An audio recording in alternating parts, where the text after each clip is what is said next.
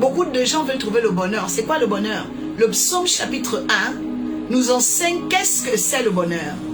C'est d'éviter les méchants, les pécheurs, les moqueurs, mais de chercher la loi de l'Éternel. Chercher la parole de l'Éternel. Ce genre d'homme, ce genre de femme aura le bonheur sur la terre. Et je dis à quelqu'un, toi tu ne seras pas troublé, tu vivras des jours de paix, tu vivras des jours de gloire, tu vivras des jours d'importance sur la terre, parce que l'Éternel des armées va te donner de méditer. Méditer veut dire recevoir. Alléluia. Méditer veut dire recevoir. Amen. Donc nous pouvons méditer la parole de Dieu. Nous pouvons comprendre les mystères de l'agneau quand on est au contact de la parole. La Bible dit, il ressemble à un arbre. Il ressemble à un arbre qui est planté près d'un courant d'eau. Alléluia. Il ressemble à un arbre. Il n'est pas loin du courant d'eau. Il est près du courant d'eau. Parce que l'eau va abreuver les racines de l'arbre. Alléluia. Je vais dire à quelqu'un que quand on a des racines, ok, dans l'évangile, des racines dans le Saint-Esprit, des racines dans des valeurs, bien aimées, jouissantes, des valeurs nobles, on ne peut pas flétrir. On ne peut pas mourir. On ne peut pas sécher. Le problème de beaucoup de gens, ce sont les bases. Je veux dire à quelqu'un aujourd'hui, réfléchis bien à tes bases. Quelles sont tes bases dans la vie? Quelles sont tes bases dans l'appel? Quelles sont tes bases dans les relations?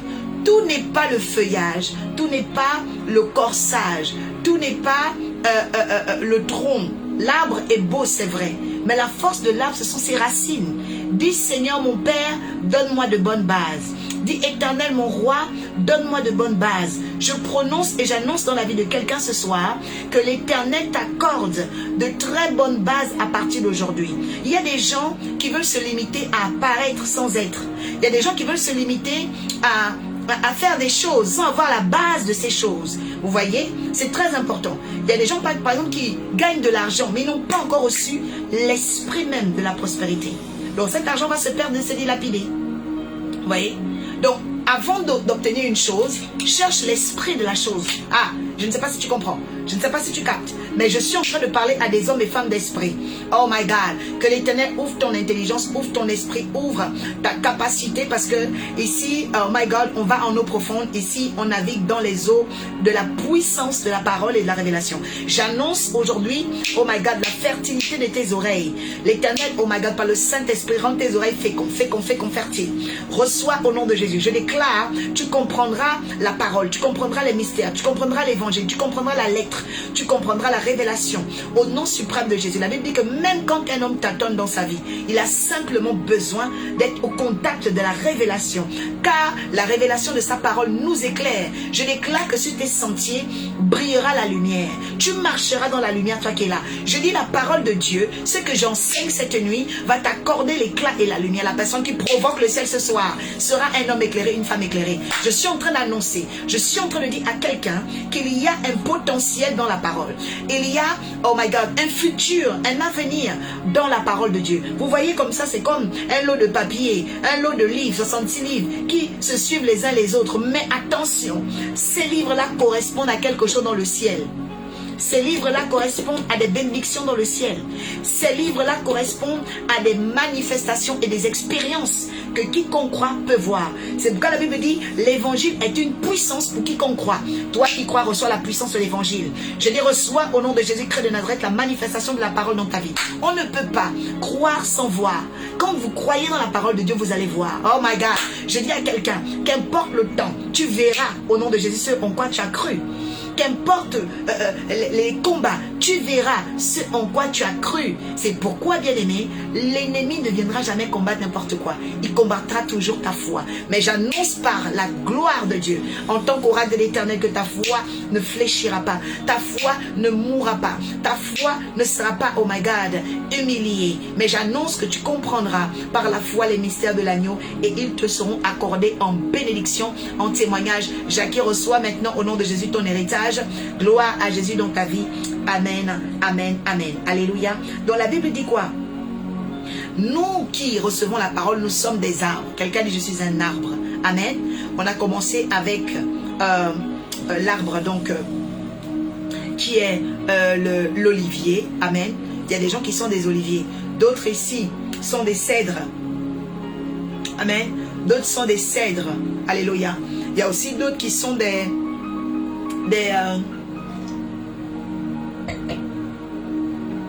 Alléluia. Il y a d'autres aussi qui sont des... Il y avait le cèdre, voilà.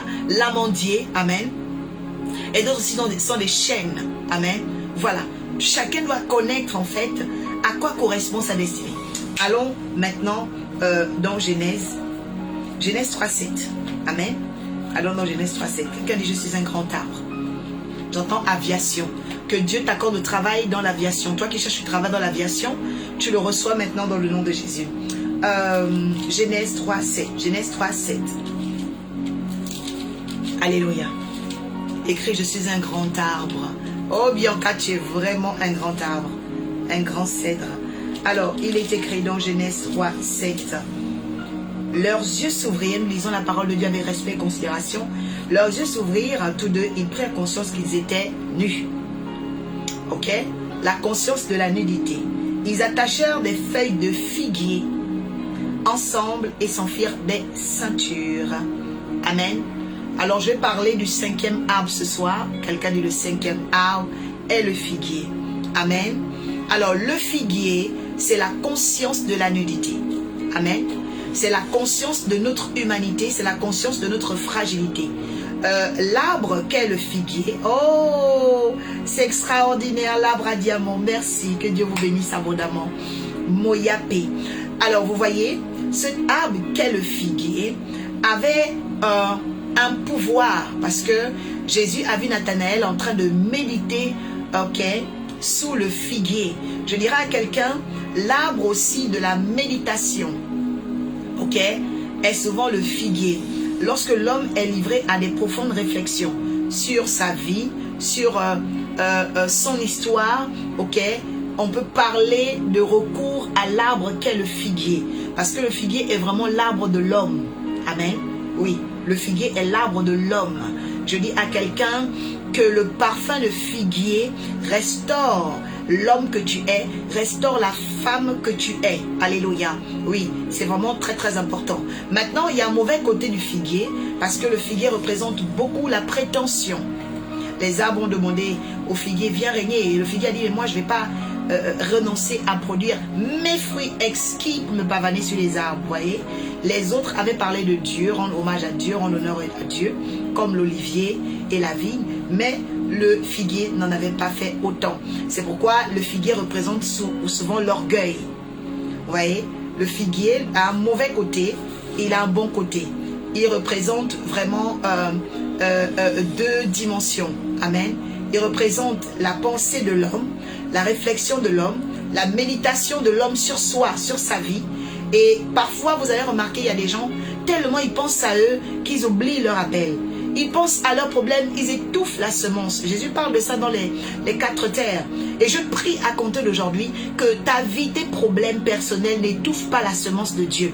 Que tes combats n'étouffent pas ce que Dieu veut faire avec toi. Il y a des gens comme ça, ils ont des factures, ils ont des problèmes dans le foyer. Et puis, leur appel commence à être négligé. Les choses de l'église sont négligées. La mission est négligée.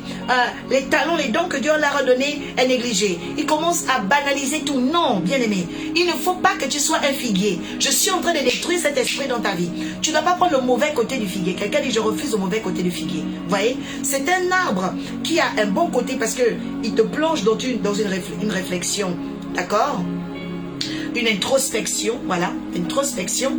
Mais attention, derrière le figuier, il y a aussi le narcissique, vous voyez. Il y a aussi de l'orgueil, de se dire, bon, d'abord mes problèmes, je règle d'abord mes problèmes. Il y a des gens comme ça. Ils disent, bon, je vais d'abord régler mes problèmes et puis je vais répondre à l'appel de Dieu. C'est pas comme ça. Il est écrit, cherchez premièrement le royaume. Amen. Et ces choses vous seront données. C'est quoi ces choses? C'est tous ceux justement qui font des soucis personnels là. Hein? Problème d'enfant, problème de facture, problème de mariage, problème de... Ça, c'est ces choses. Mais le royaume, c'est la fondation. c'est la racine. Si tu veux être un bon arbre, cherche le royaume. Oh, quelqu'un dit le royaume de Dieu sera ma racine pour que je devienne un grand arbre. Le royaume de Dieu sera ma racine pour que je devienne un grand arbre. Les lois du royaume de Christ seront mes racines pour que je devienne un grand arbre. Et je déclare que tu vas te développer. Je déclare que tu vas être arrosé. Je déclare que tu vas réussir. Je déclare que tu vas percer. Car l'Éternel t'accorde au nom de Jésus-Christ de Nazareth, oh my God, un regard fixé sur lui dans le nom de Jésus-Christ de Nazareth. Je déclare aujourd'hui, maintenant même que tu es là, que l'Éternel enlève l'étouffement des problèmes. Vous savez, Jésus a dit, venez à moi, vous tous qui êtes fatigués et chargés. Le livre même d'Hébreux dit, approchez-vous du trône de la grâce pour être secourus dans tous vos besoins. Bien, mais ne prends pas le mauvais côté du figuier. Laisse le mauvais côté du figuier. Accepte le bon côté du figuier dans l'introspection. Je dirais qu'il y a un côté positif dans l'introspection. Quelqu'un qui est dans l'introspection peut se remettre en cause. Moyapi, que Dieu vous multiplie vraiment. Quelqu'un qui est en introspection, ok, va pouvoir rebondir sur les aspects de sa vie qui ne sont pas lisses, qui ne sont pas perfectionnés, ok.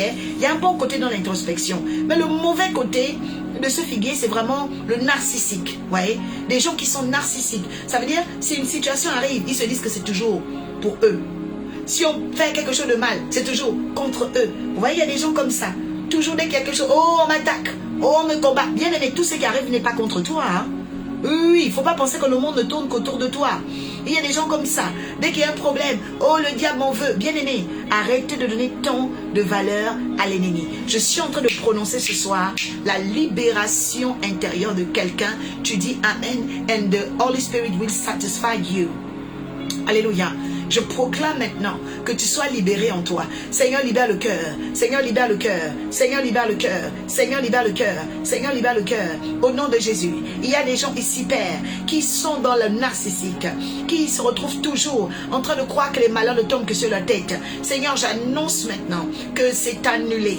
Le mauvais côté du figuier ne les touchera plus et ils ne seront plus embarrassés, Père éternel, par, oh Dieu, Papa, les discussions vaines, Seigneur, à l'intérieur d'eux et le découragement. J'appelle au Dieu Père la faveur et la grâce au nom de Jésus. Dit je reçois. Amen. Alléluia.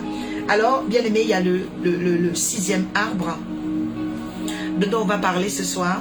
Amen. Est-ce que tu veux découvrir le sixième arbre? Ok. Alors, Genèse 2, 16. On est dans Genèse là, avec les arbres. Quelqu'un dit j'aime ce que Dieu fait ce soir. J'aime ce que Dieu fait. J'aime ce que Dieu fait, j'aime ce que Dieu fait. Actuellement, il fait tellement chaud, il faut s'hydrater. Quelqu'un dit, j'aime ce que Dieu fait. Alléluia. Alors, Genèse 2, 16. Alors, qu'est-ce qui est écrit? On lit la parole de Dieu ensemble. Amen. Alors, il est écrit.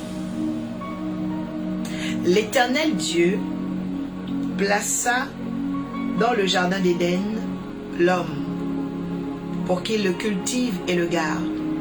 Et l'Éternel donna cet ordre à l'homme. Tu ne pourras pas manger le fruit de tous les arbres du jardin. Pardon, tu pourras manger, ok, tous les fruits du jardin. Mais tu ne mangeras pas l'arbre de la connaissance du bien et du mal. Car le jour où tu en mangeras, tu mourras certainement. Amen. Tu mourras certainement. Alors, je veux déjà dire que il y a des arbres qui ont une mémoire humaine. Il y a des arbres qui ont une mémoire angélique. Et il y a des arbres qui ont une mémoire divine. Amen. Lorsque vous faites un peu la différence entre l'olivier et l'arbre dont on vient de parler, l'olivier et le figuier, pardon, vous allez remarquer que le figuier est beaucoup plus proche de l'homme. C'est un arbre qui a une mémoire très humaine. Amen. Une mémoire aussi historique. Mais quand vous regardez l'olivier a une mémoire divine. Parce que l'olivier est utilisé pour la divinité, des consécrations, des appels, des guérisons des malades. Amen. Donc, suivez bien ce que le Saint-Esprit va faire aujourd'hui. Parce que je vois une ouverture. Et je vois cette ouverture-là, j'entends confiance. C'est comme il y a des gens, pendant qu'on va parler de ces arbres qui ont, on va dire, une mémoire civilisationnelle du point de vue humain, votre humanité, votre personnalité sera restaurée. Parfois on prie beaucoup, mais on a un être en nous qui n'est pas poli. On a un être en nous qui est blessé. On a un être en nous qui est offensé. On a un être en nous qui est très chargé. Alors qu'est-ce que la parole de Dieu peut faire à cet instant où on reçoit la révélation de chaque arbre? C'est que la mémoire derrière la révélation de chaque arbre nous apporte maintenant les vertus. Ok? Elle est comme thérapeutique. C'est comme quelque chose qui vient nous guérir. Alléluia. Et donc je dis à quelqu'un ce soir, certainement le Seigneur va te guérir. Le Seigneur guéris-moi. Amen. Voilà. Donc ça, je voudrais que chacun prenne conscience. Amen. Le Seigneur va te guérir. Le Dieu que nous prêchons va te guérir. Alors, le Seigneur dit à Adam et Ève, ne mangerez pas de l'arbre de la connaissance du bien et du mal. Alors, qui est cet arbre de la connaissance du bien et du mal? C'est le pommier. Amen. Le figuier est comme le pommier. Les deux arbres sont pratiquement les mêmes. Sauf que le figuier n'a pas d'étoile. Alléluia. Servante de l'Éternel Carmel et commis, que Dieu te bénisse. Le figuier n'a pas d'étoile. Le figuier à l'intérieur n'a que des petits pépins. D'accord?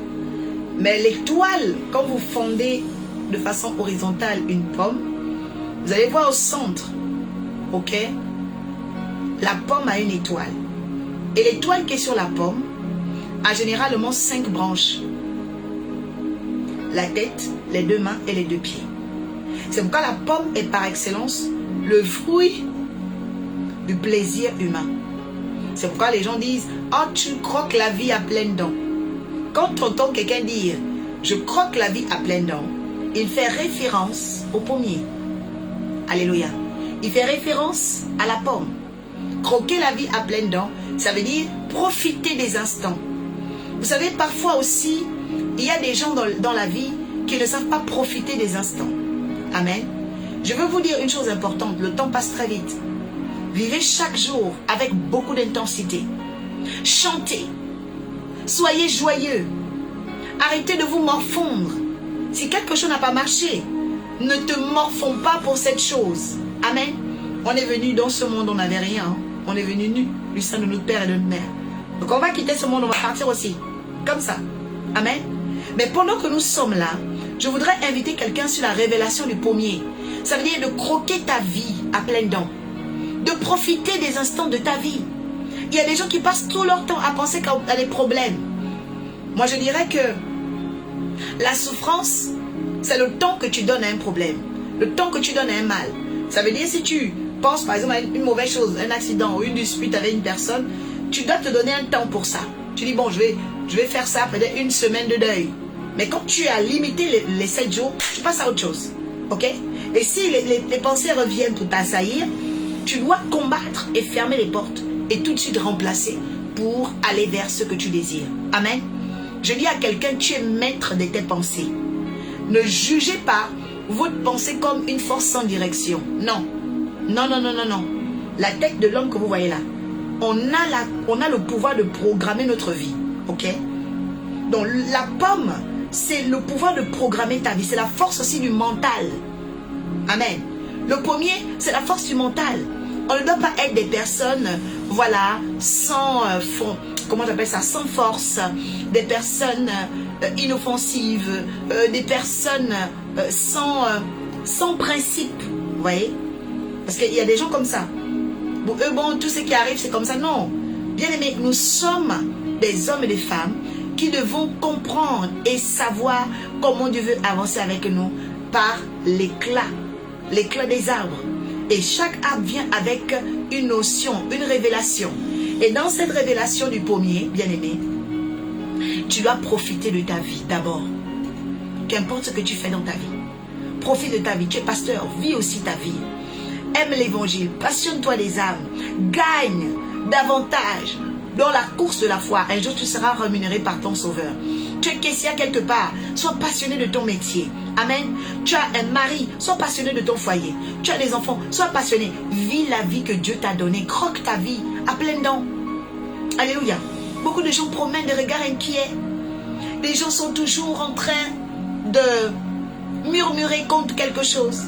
Oh, voilà, il y a un problème là, il y a ceci, non. Oui. Nous devons rebondir. Et le premier, c'est cette intelligence. De se dire que, regardez un peu. La femme a vu le fruit. A vu qu'il était beau. Elle a été séduite. Et après, elle en a donné à son mari aussi. Ok?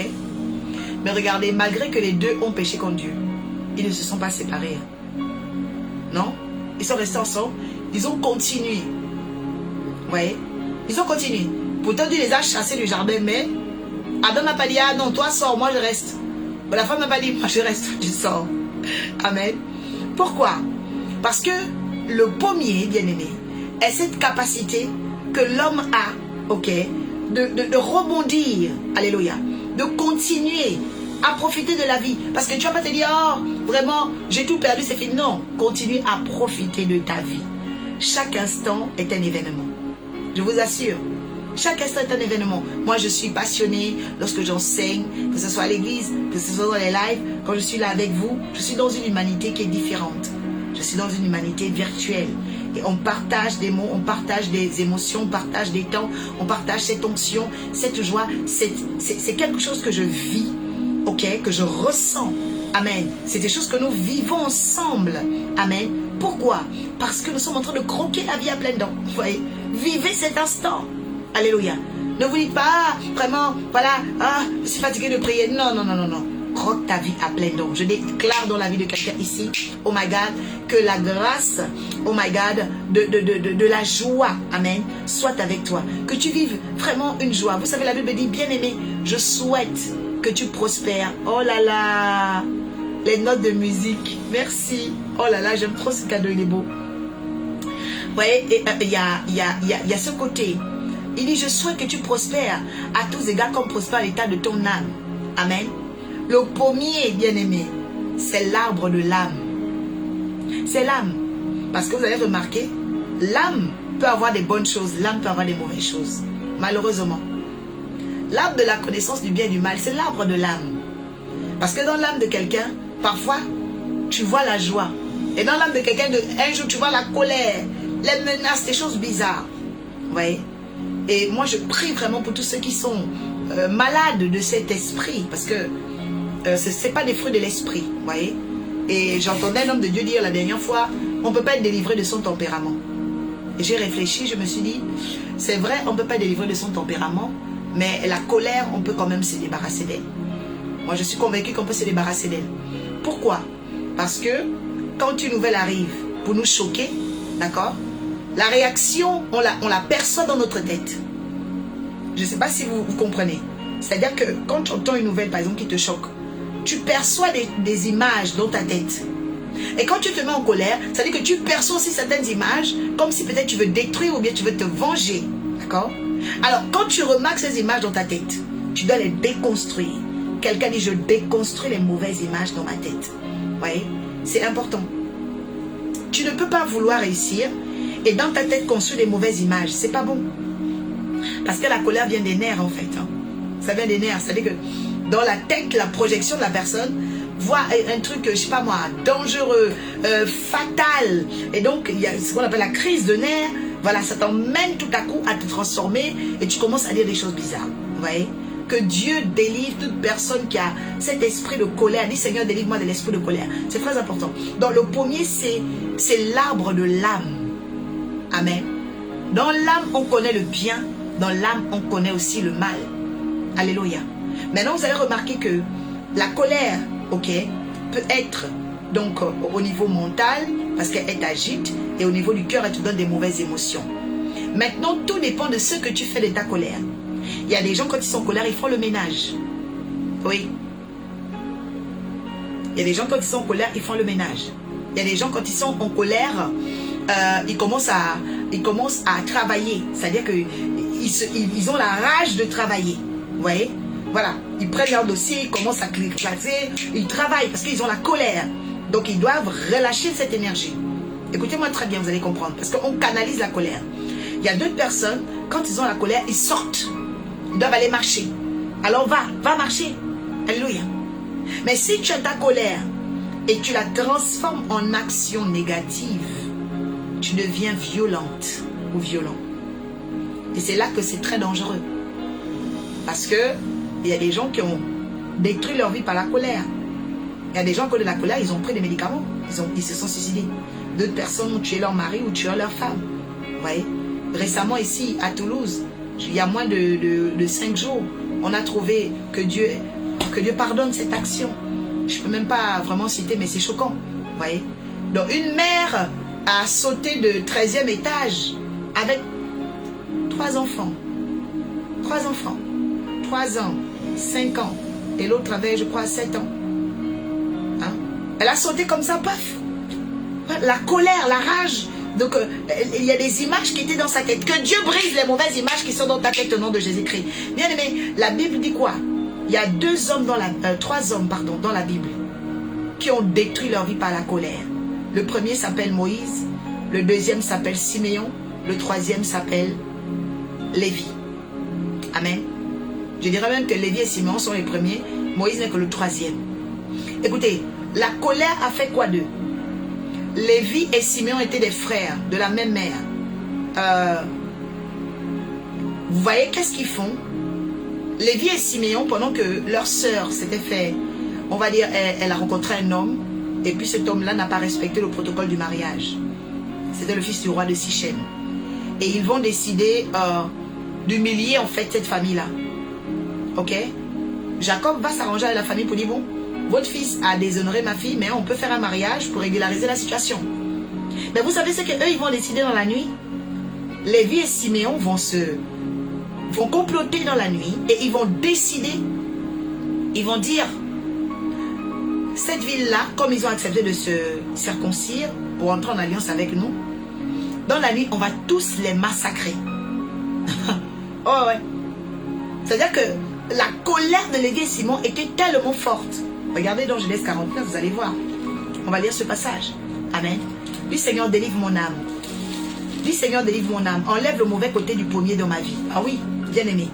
Il y a un mauvais côté dans la pomme. Je vous ai dit là, cette nuit-là, on va parler des arbres qui ont une mémoire humaine. Le figuier, le pommier. Amen. Donc, ce sont des arbres qui ont une mémoire humaine. Genèse 49. Et le problème de beaucoup d'hommes, de femmes, et même d'enfants, il y a des enfants qui naissent avec la colère. Hein. 1 an, 2 ans, ils commencent, quand il appelle le grand, il casse tout, papa. Là, il faut déjà faire très très attention. Dis Seigneur, délivre mon âme au nom de Jésus. Parce que certainement, quand la mère était enceinte, elle s'est livrée dans des états seconds. C'est pourquoi, dès lors où quelqu'un est beaucoup dans, vous savez comment, je dirais, l'ostentation négative. Vous voyez? Parce que c'est une façon de se démontrer de façon négative. Ok? Il faut se soigner.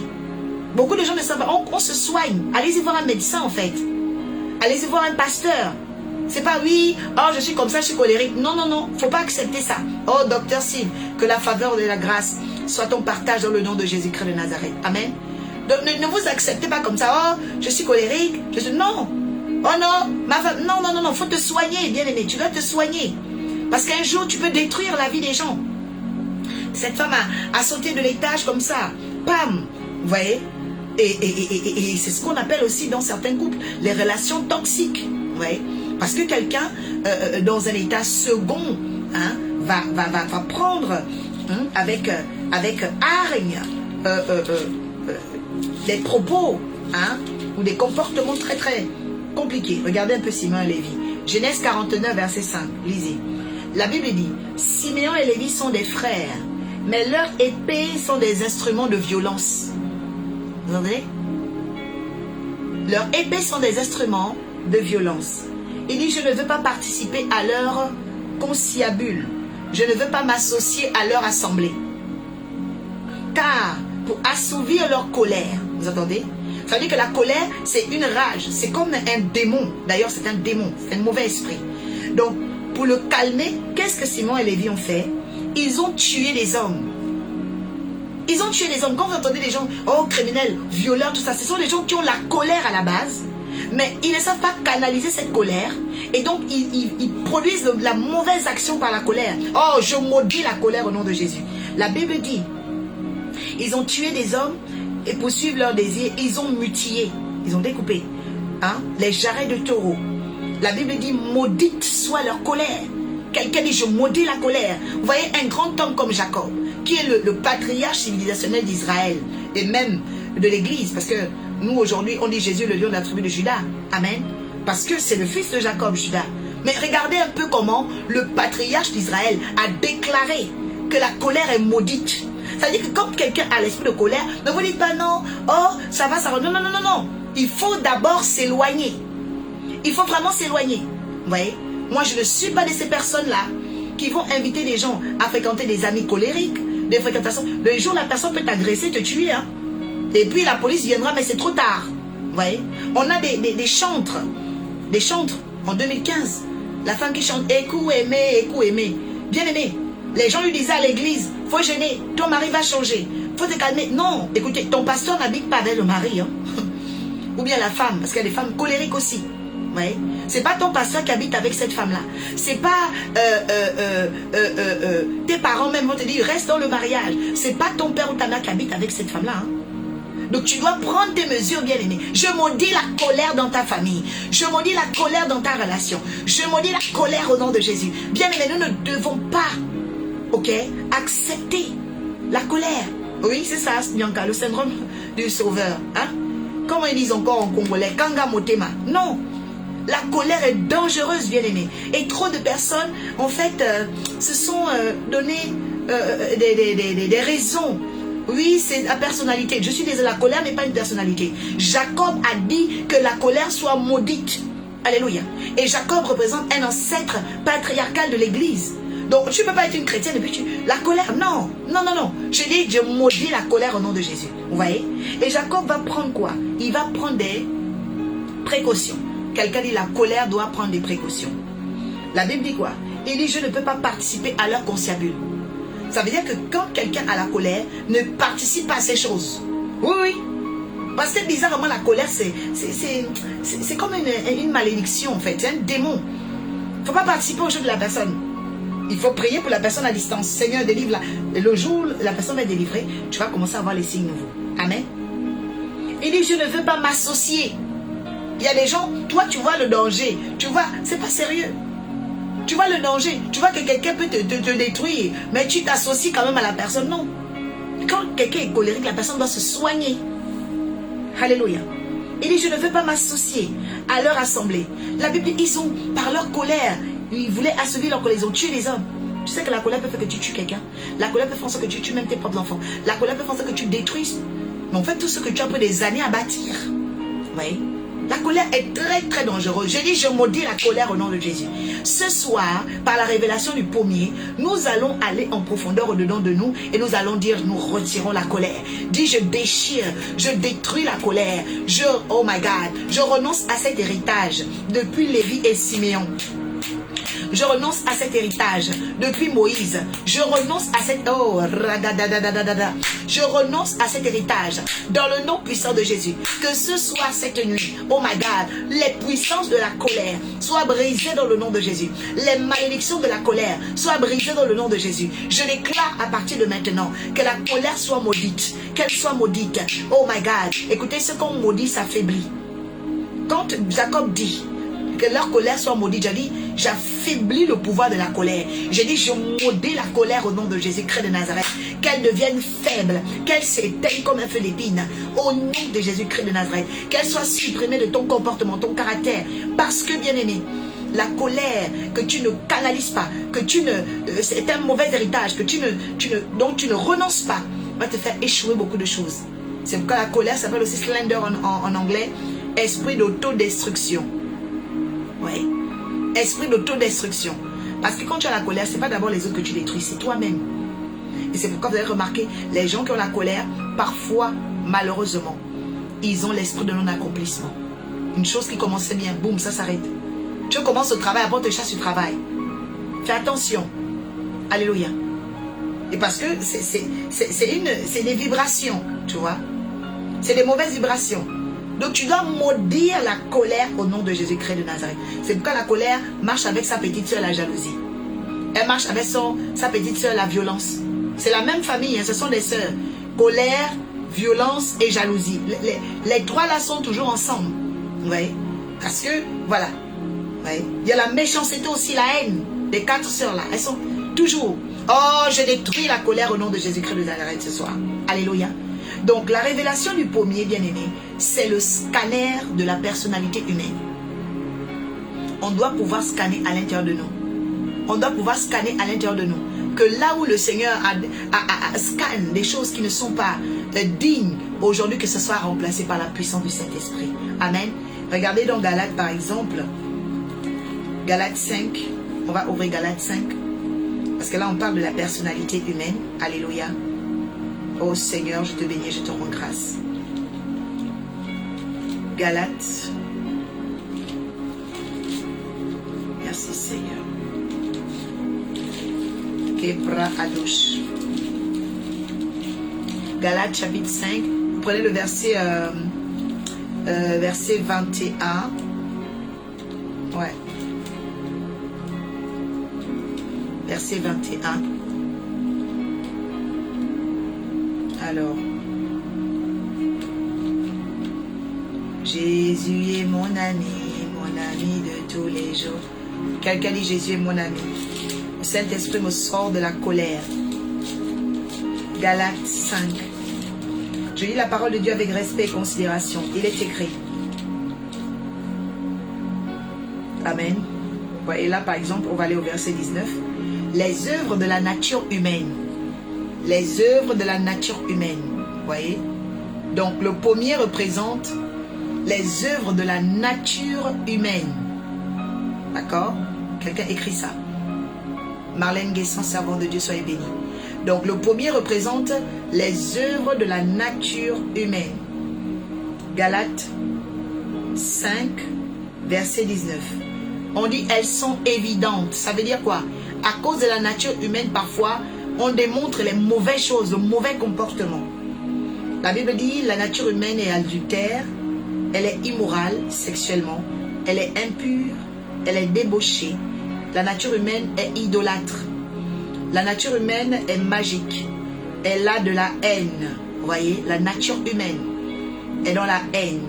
La nature humaine est dans la querelle. Vous voyez, la nature humaine est dans la colère. Vous voyez, voilà, je vous ai dit, ce sont des sœurs. Jalousie et colère sont toujours à côté. La haine, les querelles, ok, les jalousies, les colères, vous voyez, les rivalités, les divisions. Alléluia. Nous sommes dans Galates, s'il vous plaît, mettez le texte copier-coller, c'est très important que quelqu'un ait ce texte aujourd'hui pour bien comprendre. Ça, ce sont, on évalue ici les différentes sortes de nature humaine, d'accord? L'homme est comme ça, mais l'homme nouveau n'est pas comme ça. Alléluia. L'homme a des choses qui sont lui, mais grâce à l'évangile, on peut restaurer notre personnalité. Amen. Écrivez le texte, copiez s'il vous plaît. Copiez le texte, vous prenez le texte lui-même, vous copiez. Ok? Galates 5, 19 à 21. Galates 5, 19 à 21. Il y a des gens qui ont la Bible dans le téléphone ou pas? Vous copiez le texte, vous collez ici. Ok? Voilà.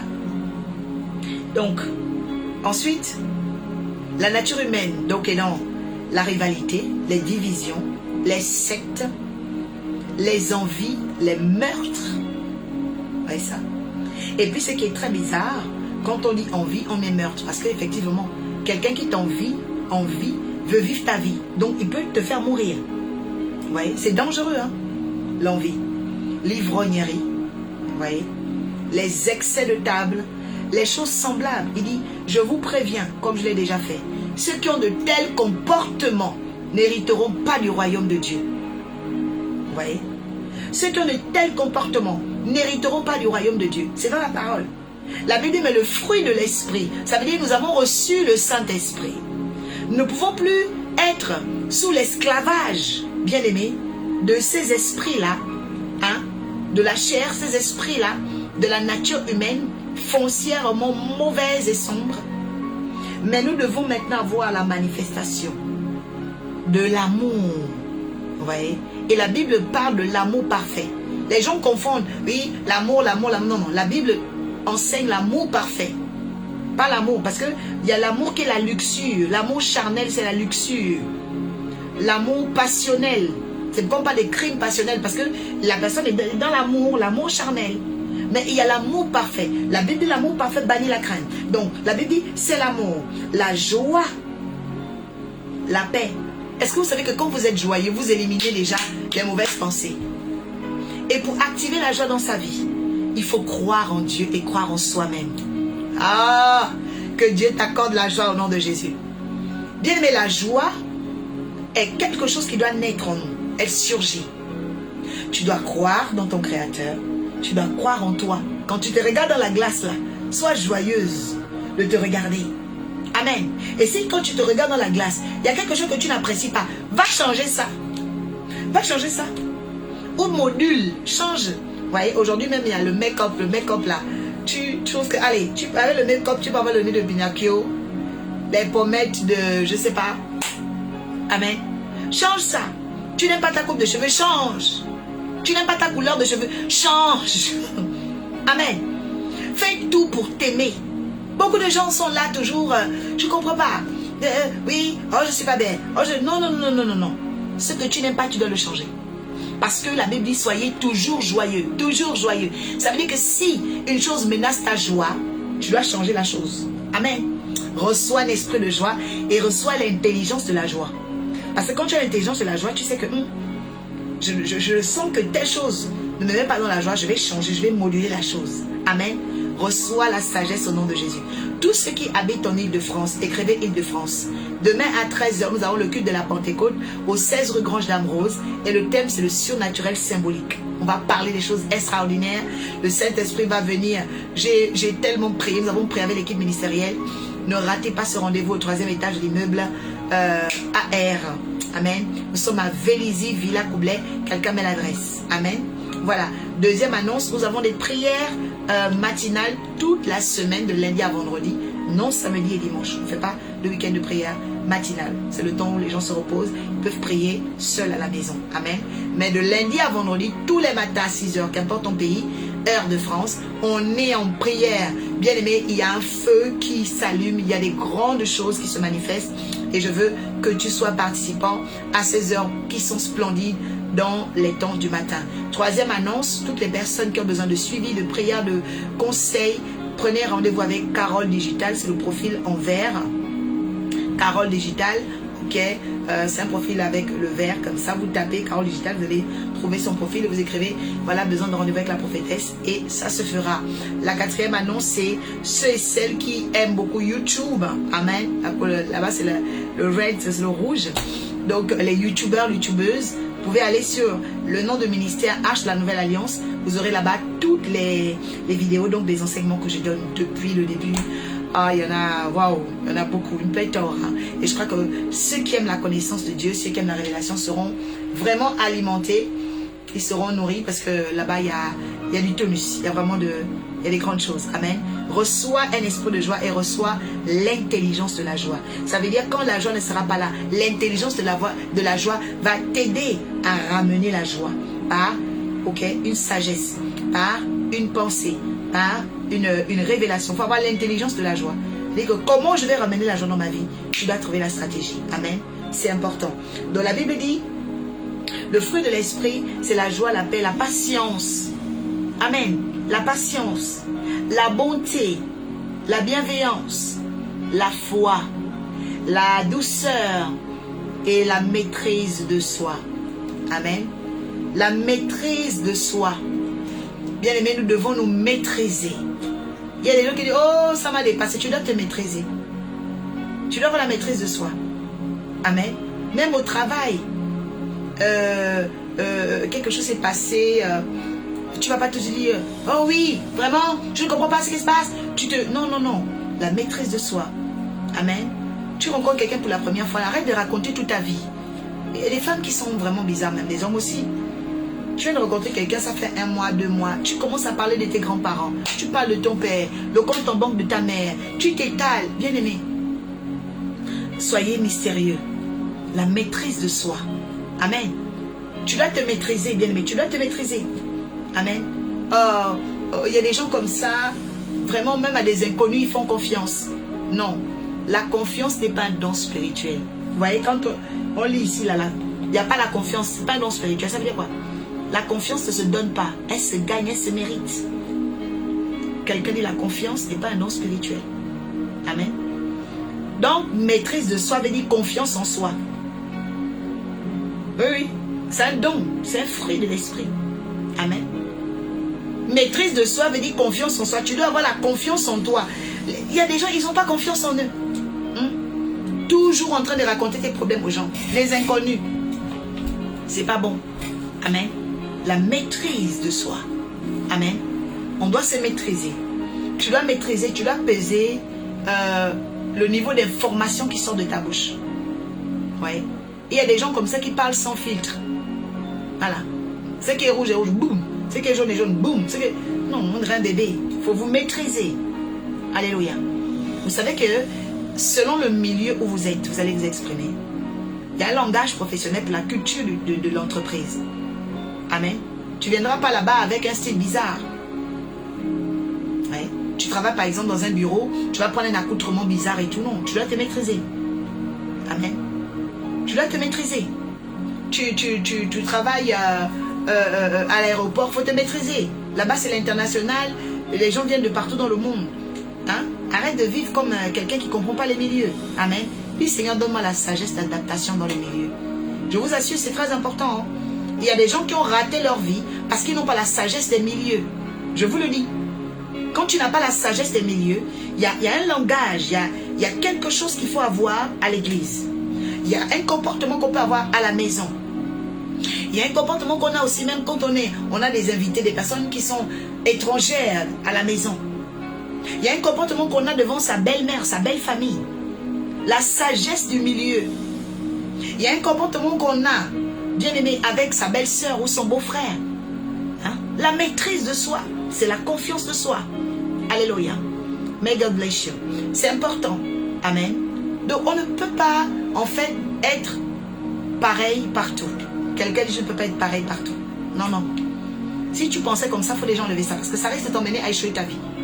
On ne peut pas être pareil partout. Tu ne peux pas être comme tu es à la maison au travail. Mais non, arrête un peu. C'est le lieu où tu gagnes ta vie. Donc tu ne vas pas cracher sur l'endroit où tu gagnes ta vie. À la maison, tu te prélasses, tu fais ce que tu veux. Mais, non, j'ai prié combien de fois pour des enfants spirituels. Tu te disputes, on a jeûné 6 mois, elle obtient le travail à la banque. Après, tu te disputes avec le chef. Mais non, je suis désolée. Ton chef n'est pas ton copain, n'est pas ton ami. Donc, si tu te reproches quelque chose, bah, tu te soumets.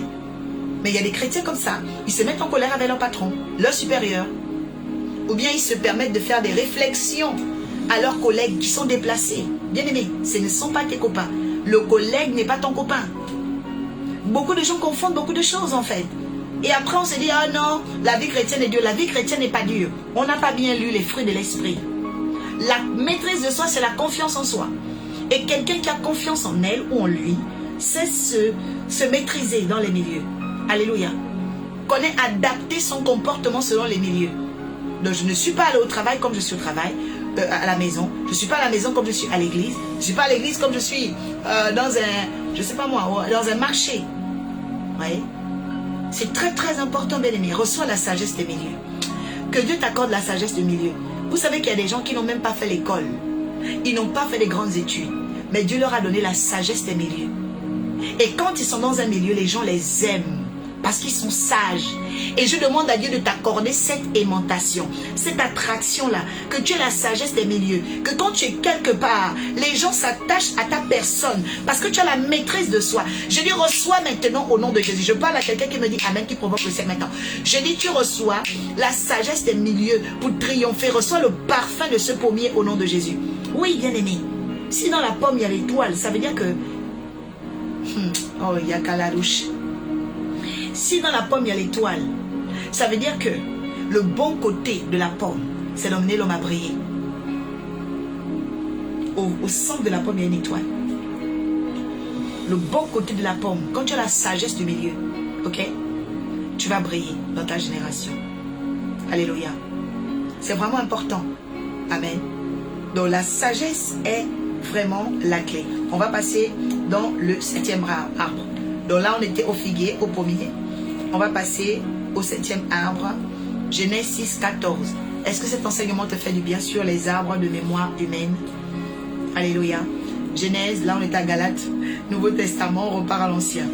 Ok? Servant Esther béni, soyez bénis. Waouh, portez bien votre nom. Allons dans Genèse 6, 14. Amen.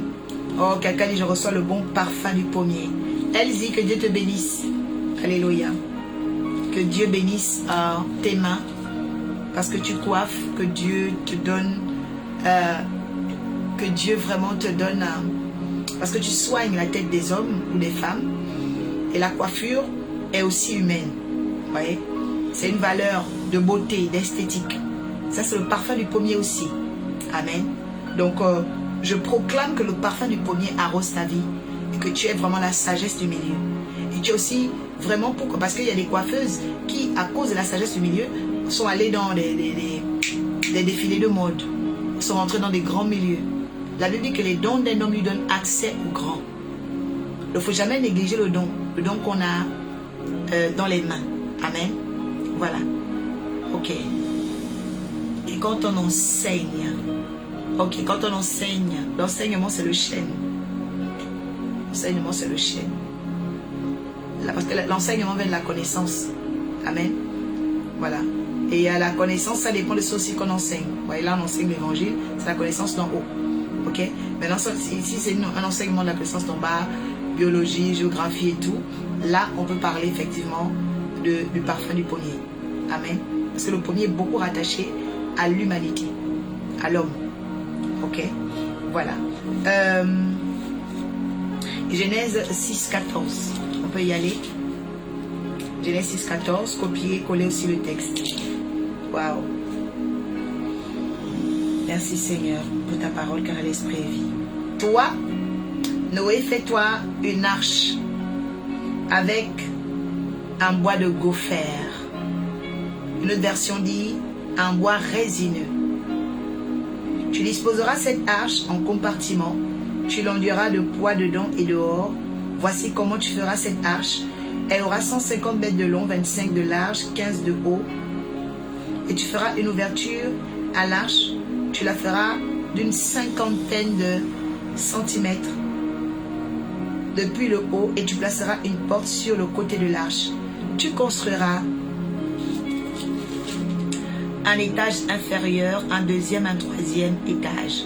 Pour ma part, je vais faire venir le déluge d'eau sur la terre pour détruire toute créature qui a le souffle de vie sous le ciel. Parole du Seigneur. Vous voyez ici, dans la civilisation humaine primitive, parce qu'avant, le temps de Noé, la terre n'avait jamais été détruite. La Bible dit que Dieu a eu du regret. Je prie que Dieu n'ait jamais le regret de t'avoir créé. Dieu a eu du regret. Parce que, vous savez, le regret, c'est une chose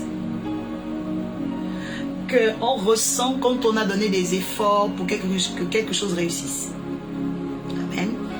Dieu a mis sa sagesse pendant 6 jours. Il a construit le monde, il a créé l'homme. Et le 7e jour, il s'est reposé.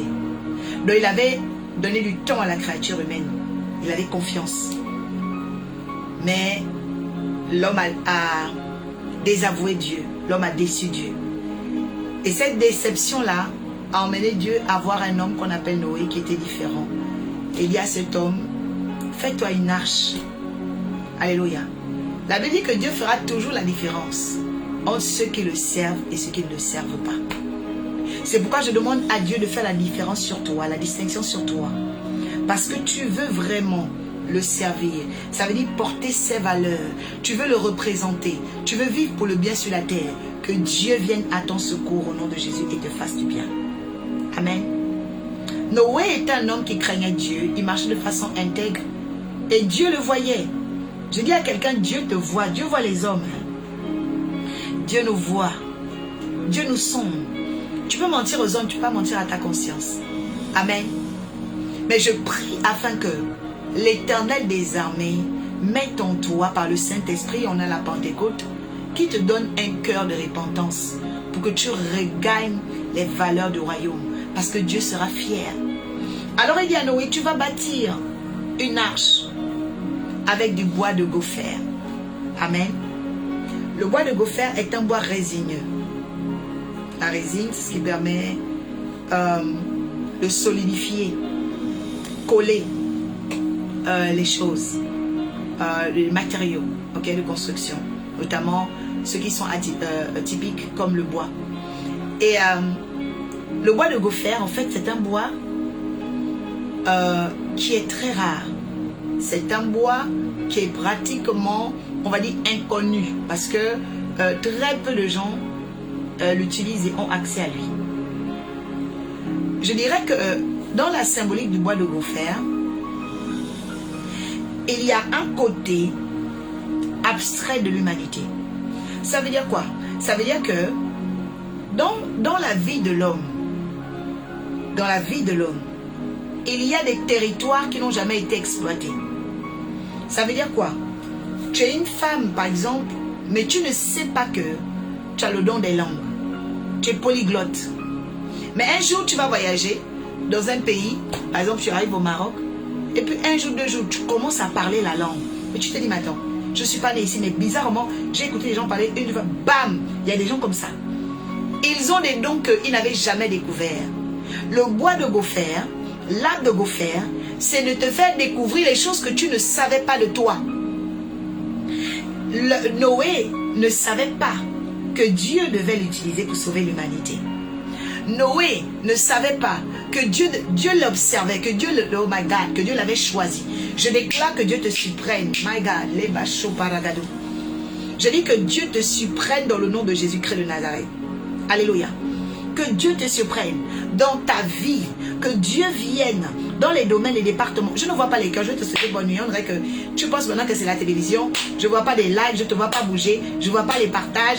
Je me dis, mais on dirait qu'elle ne comprend pas. Est-ce que vraiment tu es béni par l'enseignement? Je veux voir les cœurs. Parce que là, je parle du bois de gopher. Je déclare des choses, mais je te vois dormir. Tu as sommeil bien aimé. C'est la Pentecôte. Je veux voir des cœurs. Je veux voir les partages. Je veux voir des cœurs, des partages. Je veux voir des cœurs, des partages. Waouh. Je veux voir les cœurs, des partages. Vous savez qu'il y a 12 arbres à mettre en lumière. On n'est qu'au 7e. On n'est qu'au 7e. Aujourd'hui, je vais aussi faire 4. Le prochain numéro, je ferai encore 4. Et on aura clôturé. Parce que la série des arbres est très puissante. Amen. Et je ne veux pas courir pour faire rater la profondeur de la chose. Alléluia.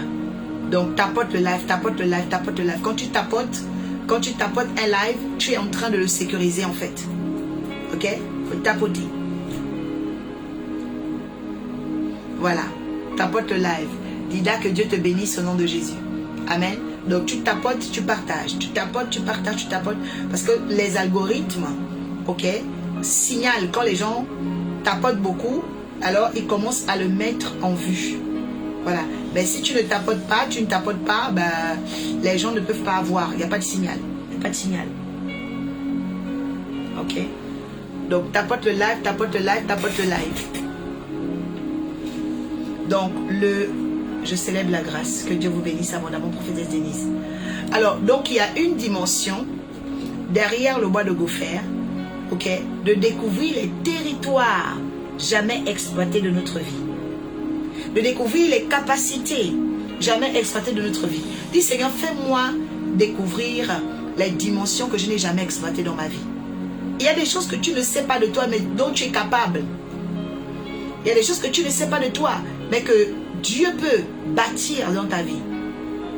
Il y a des choses que tu ne sais pas de toi, mais que Dieu est capable, alléluia, de faire. Et le bois de gopher nous rappelle, ok, que Dieu surprendra toujours l'homme. Dans son humanité, Dieu peut nous surprendre. Parce qu'il y a des choses en nous, hein. l'être humain est un puits profond. Je te le dis. Amen. Que Dieu te l'accorde au nom de Jésus, Jackie. Que Dieu te fasse découvrir les dimensions que tu n'as pas encore vues dans ta propre vie, dans ta personnalité. Dulcinée qui te l'accorde, qui te fasse découvrir. Il y a des femmes qui sont polyvalentes, elles ne savent pas ça. Elles se disent qu'elles, c'est seulement travail, école, maison, dodo. Non, hein. Tu es polyvalente. Il y a des femmes qui ont des dons de comptable. Mais c'est le jour où tu vas te jeter dans la comptabilité, tu vas dire, oh, mais j'ai des prédispositions. Amen. Il y a des femmes qui ont... comment j'appelle ça, des dons dans la coiffure, mais elles ne coiffent pas. Elles ne coiffent pas. Mais le jour où tu vas commencer à prendre la tête de quelqu'un, tout le monde va lui mettre les mains à la bouche. Oh, mais cet homme, cette femme, oui, parce que il y a quelque chose de spécial sur toi, mais tu ne le savais pas. Amen. Je déclare que tu vas découvrir les choses que tu ne savais pas de toi au nom de Jésus-Christ. Amen. So deep teaching, yeah, thank you. Thank you very much. Amen. Il y a des choses, bien-aimés, qui sont en nous qu'on ne sait pas. Amen. Et je déclare que tu vas puiser dans ces réserves-là. Amen. Dans le bois de Gopher, l'arbre de Gopher, c'est l'arbre qui étonne, qui surprend l'homme dans son humanité, qui fait découvrir à l'homme une expertise nouvelle, des dons nouveaux, une polyvalence nouvelle, un accès nouveau au nom de Jésus. Amen. Par un merci, que Dieu vous bénisse abondamment. Amen. Donc quand tu te connectes, partage le live. Voilà, quand tu te connectes, partage le live. Alléluia. Donc ça c'est le bois de Gopher. On va aller dans le 4e arbre de la soirée, qui est le 8e de la série, et qui est vraiment très très beau. Ézéchiel 4, 18, Jean 12, 13 et Juge 4, 5. Je répète, Ézéchiel 4, Ézéchiel 4, 18, Ézéchiel 4, 18, il fait chaud, hein. Ézéchiel 4, 18, Amen. Ézéchiel 4, 18, ah pardon, Ézéchiel 41, pardon, 41, 18, Jean 12, 13. Je voudrais tout l'enseignement, s'il vous plaît. Alors, prophétesse Denise, pour avoir tout l'enseignement, vous allez sur le nom du ministère Arche de la Nouvelle Alliance, sur YouTube, et vous aurez tout. Ou la page Facebook, l'Oracle Orpha, prophétesse Oracle Orpha. Amen. Voilà. Donc, allez-y sur la page et ça va se faire. Ça va se faire. Vous aurez tout... parce que vous êtes venus la première fois. Bienvenue, servant de Dieu parmi nous. Mais c'est la suite d'une série qui a commencé hier. L'éclat des arbres. Quelqu'un dit l'éclat des arbres ici. Amen. Voilà, on a l'éclat des arbres avec nous. On y va. Ézéchiel 41, 18.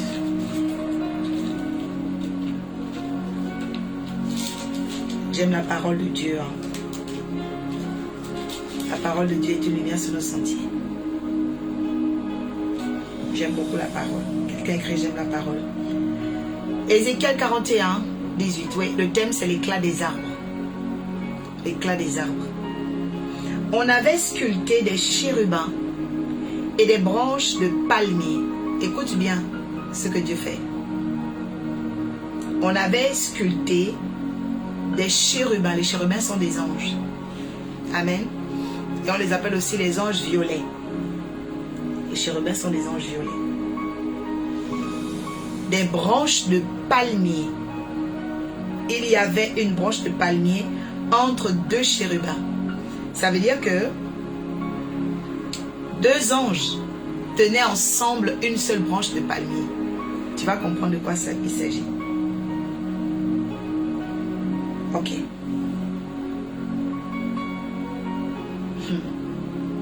Alors, on va continuer. On est au 18. Hein? Chaque chérubin avait deux visages.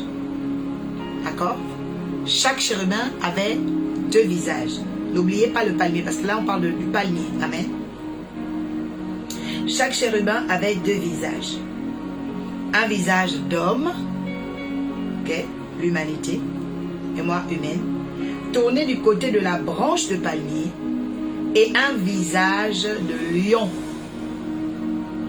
tourner de l'autre côté de la branche de palmier. Amen. Ça veut dire quoi? Je vais prendre l'exemple, là, par exemple, de ces deux stylos. Ok? Et au milieu de ces deux stylos, attends, au milieu de ces deux stylos, il y a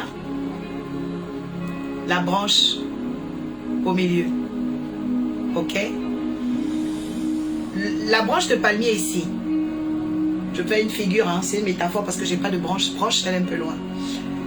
La branche de palmier qui est là, à la face de l'homme. La branche de palmier qui est là, à la face du lion. Ok? Et au milieu ici, c'est le palmier. Alors, qu'est-ce que ça veut dire? Le palmier, c'est l'arbre, ok, de l'humanité, mais aussi de l'ancestralité. Écoutez-moi bien. L'ancestralité, c'est quoi? Dans les ancêtres, ça veut dire ceux qui ont précédé l'humanité. Vous savez que l'homme a été créé le 6e jour, mais avant qu'on ne crée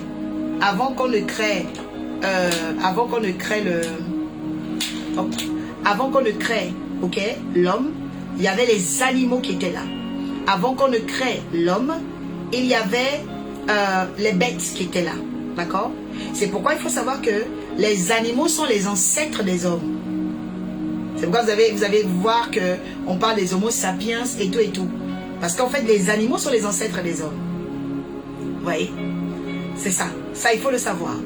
Donc maintenant, quand on parle du palmier, le palmier, vous allez remarquer, il est comme ça.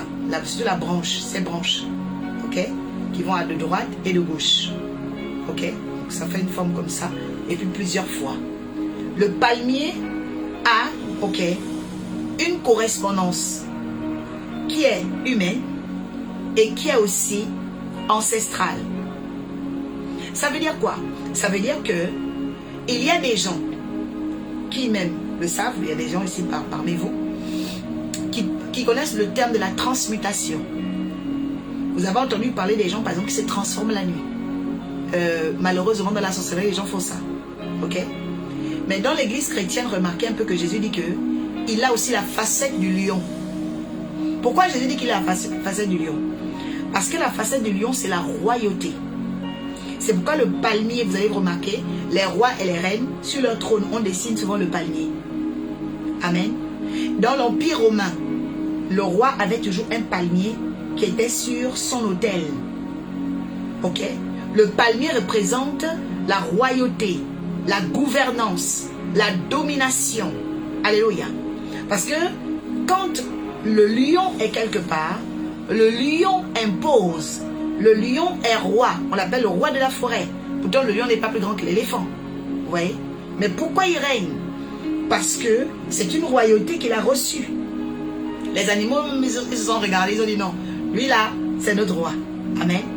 Donc, derrière le palmier, il y a la révélation de la royauté. C'est pourquoi il y a des gens, si vous plantez un palmier chez vous, ok, vous devez parler sur le palmier.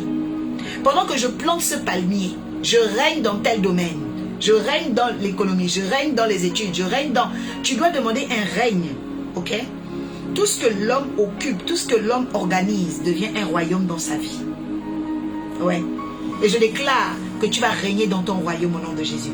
Tu vas régner dans ton royaume. Si tu es ophtalmologue, tu es cuisinière, tu vas régner dans ton royaume. Bien aimé, je déclare à partir d'aujourd'hui que Dieu te donne de régner. Régner veut dire quoi? Régner veut dire maîtriser une chose. Ne plus être au stade d'apprentissage, mais d'être au stade de maître. Parce que le maître, il peut faire que les autres apprennent quelque chose. Amen. Que Dieu t'accorde une expertise cette année. C'est pourquoi la Bible dit, aspirez aux dons, mais pas seulement les dons, les meilleurs. Le meilleur veut dire atteindre la dimension de la maîtrise. Parce que dans l'apprentissage, il y a ceux qui apprennent, il y a ceux qui s'adaptent, et après ils commencent à maîtriser, et quand ils maîtrisent, ils développent. Vous voyez? Donc, le premier stade, c'est l'apprentissage. Et quand on a appris, on s'adapte. Et quand on s'adapte, on maîtrise. Et quand on maîtrise, on peut développer la chose. Alléluia.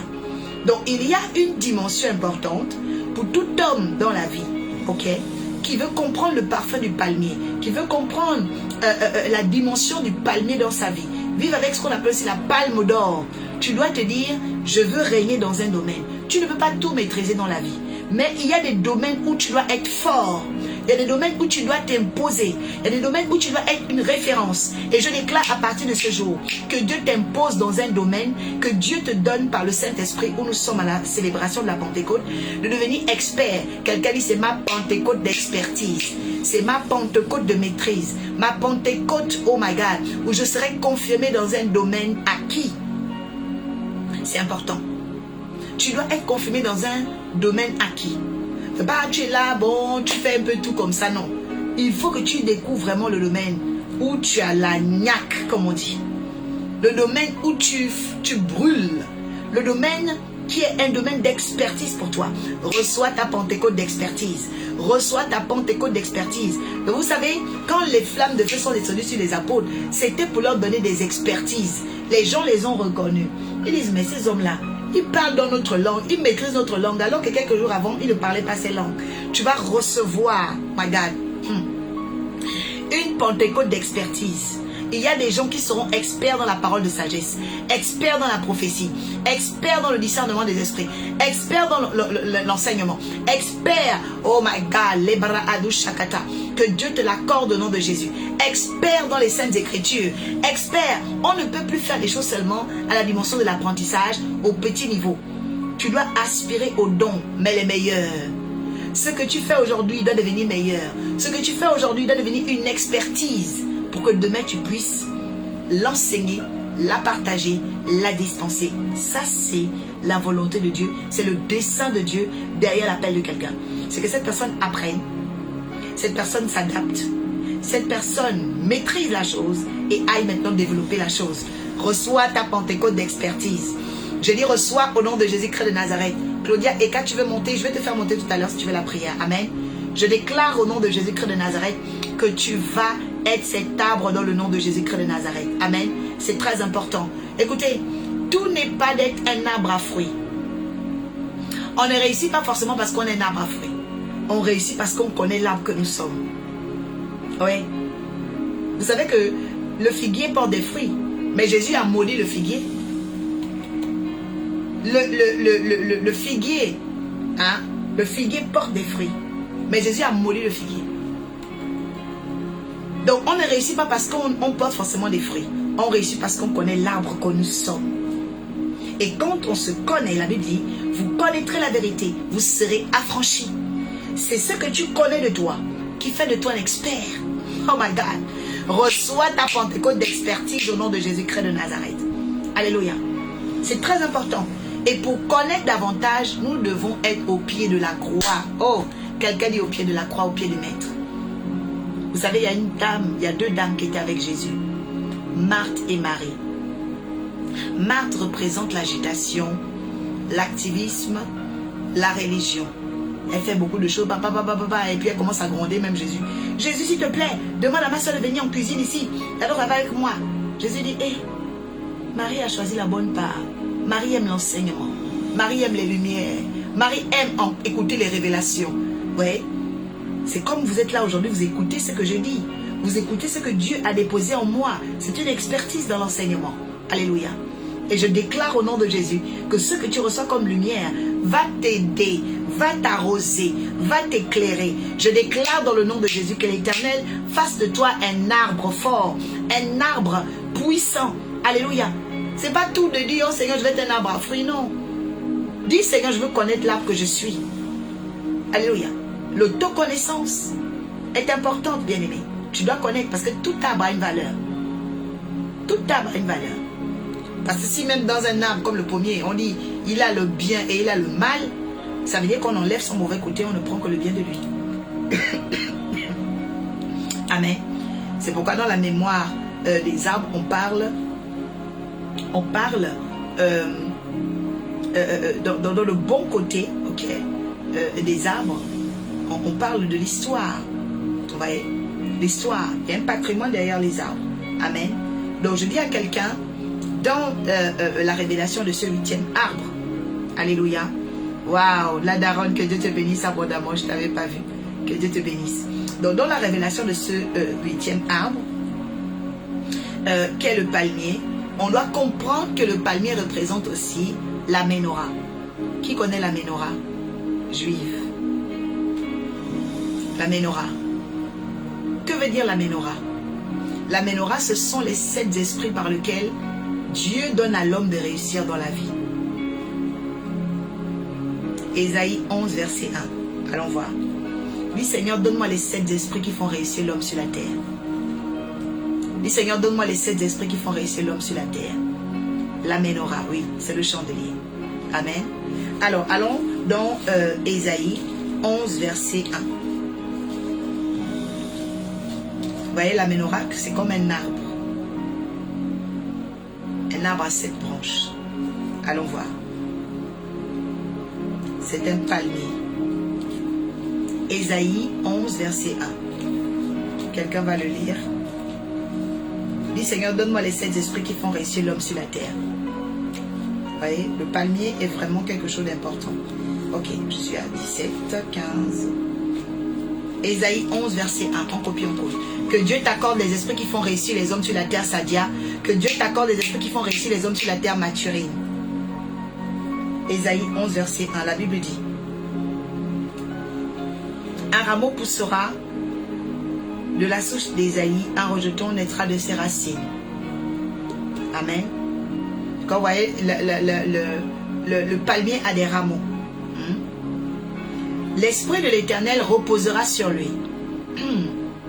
Esprit de sagesse. Dis Seigneur, donne-moi la sagesse. Vous voyez, s'il y a une chose qui fait réussir l'homme, d'abord l'esprit de l'Éternel, tu dois avoir l'esprit de Dieu. Sur la terre ici, là, si tu n'as pas l'esprit de Dieu, on va te donner les mauvais esprits. Tu auras les esprits d'erreur, esprits de bêtises, esprits de luxure. Oh, je chasse tout ça au nom de Jésus. Amen. Tu dois avoir l'esprit de l'Éternel. Ensuite, tu dois avoir l'esprit de sagesse. Amen. Tu dois avoir l'esprit de l'Éternel, tu dois avoir l'esprit de sagesse. Amen. C'est important. Ouais. L'esprit de sagesse est différent de la sagesse. Vous êtes tombé dans le piège. Hein? Vous êtes tombé dans le piège. Bien aimé, ce n'est pas la sagesse ici, c'est l'esprit de sagesse. C'est différent. Parce que l'esprit, c'est la racine de la sagesse. Tout le monde tombe souvent dans le panneau à cause de ça. Je veux la sagesse, la sagesse. Et Dieu vous bénisse au nom de Jésus. Amen. C'est l'esprit de la sagesse. Amen. Que Dieu te l'accorde au nom de Jésus. Oui. C'est pourquoi je dis, il y a des gens, tu peux avoir une chose, mais tu n'as pas l'esprit de la chose. Et puis tu vas perdre la chose. Il y a des gens qui ont reçu la sagesse, ça veut dire, ils ont une sagesse. Mais comme ils n'ont pas l'esprit de la sagesse, ils ont perdu la sagesse en cours de route. Parce que la sagesse va t'emmener à poser des actions. Ok? Mais parfois la vie peut te tromper. Et la Bible dit quoi? La Bible dit qu'il y a une sagesse qui est terrestre. Et la Bible dit que la sagesse de la terre est diabolique. Donc si tu cherches pas la sagesse tout court, le diable peut venir dans le chat. Ah Seigneur, j'ai passé les temps avec la parole. Un moment de ma vie, je disais waouh. On peut se tromper même en étant chrétien. Oui. Il y a une sagesse là qui est terrestre, la sagesse de la terre, sagesse simple là. Hein? C'est que la sagesse des hommes là. La Bible dit que la sagesse des hommes est diabolique. C'est dans le livre de Jacques. Oui. Regardez la sagesse des hommes parfois les rend malicieux, rusés, hypocrites. Oui. Mais l'esprit de sagesse, non, il ne fait pas ça. Oui. C'est la racine de la sagesse divine. Amen. Donc l'esprit de l'Éternel, numéro 1. Ensuite l'esprit de sagesse et de discernement. Vous voyez? Pourquoi et de discernement? Souvenez-vous de la figure que j'ai faite tout à l'heure. Ok? C'était 2 chérubins dont au centre avait le palmier. En fait, c'est quoi? C'est que le palmier, c'est la loi de correspondance. Ok? On fait correspondre ta vie, ok, ta personne, ok, à ce qu'on appelle ici un ancêtre. Ça peut être un ancêtre civilisationnel, un ancêtre patriarcal. C'est pourquoi vous allez voir, il y a par exemple des gens, quand tu construis ta maison, tu peux mettre un lion devant ta maison.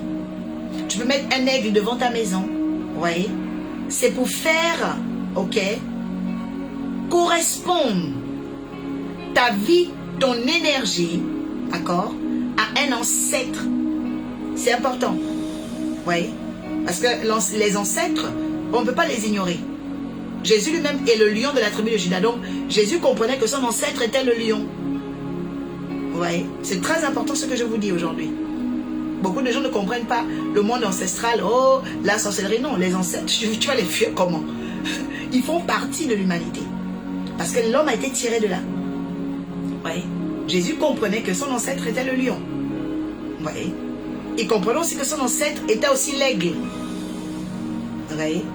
Il y a d'autres passages de la Bible où on dit qu'il est même aussi le buffle. Et il est aussi l'homme. Jésus a aussi le visage de l'homme. Pourtant, il est Dieu. Amen. Donc, les deux là marchent ensemble. L'esprit de l'Éternel marche seul. Mais la sagesse, l'esprit de sagesse et l'esprit de discernement sont collés. Sont comme des jumeaux.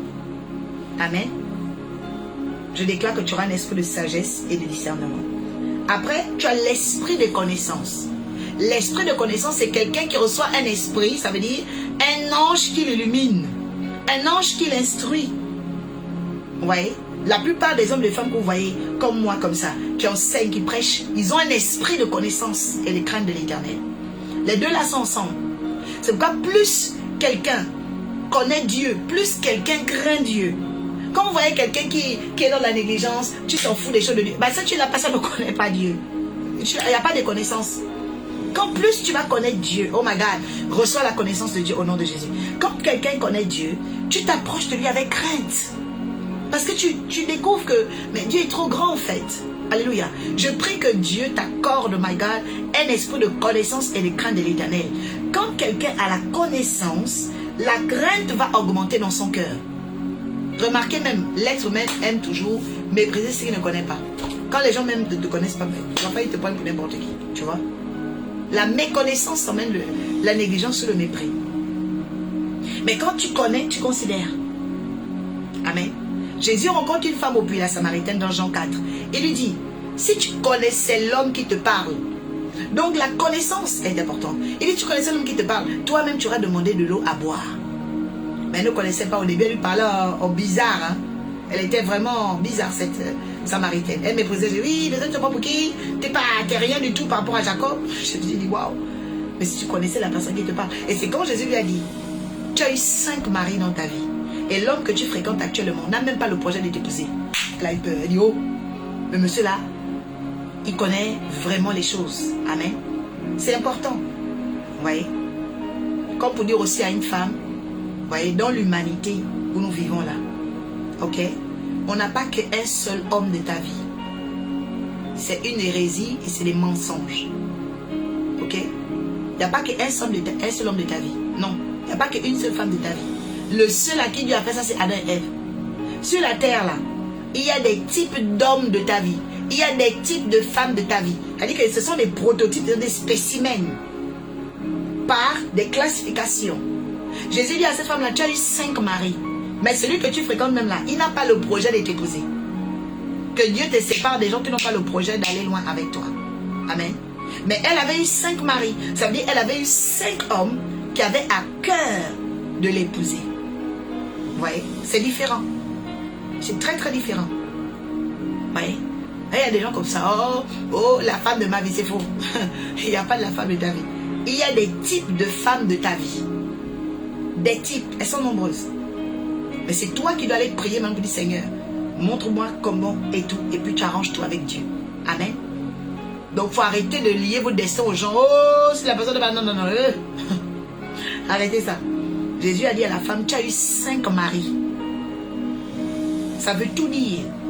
Ça veut dire qu'il y a 5 hommes qui sont rentrés dans ta vie. Ils devaient vraiment faire de toi leur épouse. Maintenant, toi, tu es maintenant au 6e là. Lui, là même là, il n'a aucun projet. Lui, c'est un bandit. C'est un touriste. Et c'est là, la dame a dit, oh, pourquoi? Elle a eu la connaissance de celui qui lui parlait. Reçois un esprit de connaissance au nom de Jésus-Christ de Nazareth. Alléluia. Elle a eu la connaissance de celui qui lui parlait. Donc, tant que tu ne connais pas une chose, parfois tu es perdu en fait. Ah, reçois un esprit de connaissance dans le nom de Jésus. Vous voyez? C'est vraiment important. L'esprit de connaissance augmente la crainte de Dieu. Amen. Ça, c'est vraiment très, très important. Et la Bible dit, il prendra plaisir dans la crainte de l'Éternel. Il ne jugera pas sur l'apparence. Quand tu veux réussir sur la terre, là, ne juge pas trop sur l'apparence. Va dans la connaissance. Amen. Quelqu'un dit, je ne vais pas trop juger dans l'apparence, je vais aller vers la connaissance. Apprenez à connaître les lieux, connaître les personnes, connaître. C'est important, il faut connaître. Hein?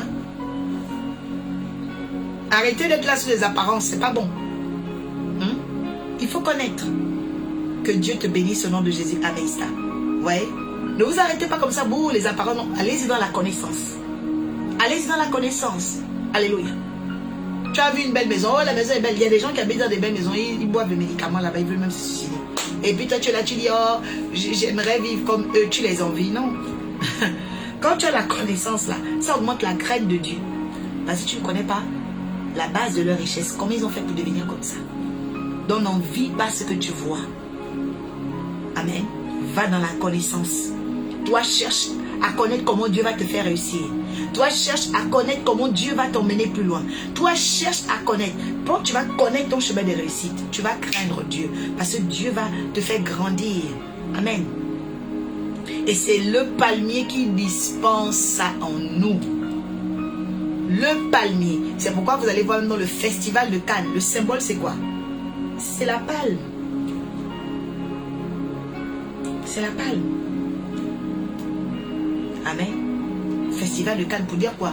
Meilleur film, meilleur acteur. Pourquoi? La personne a régné dans un domaine. La personne est devenue experte dans ce domaine-là. Amen. C'est ça l'expertise. Amen.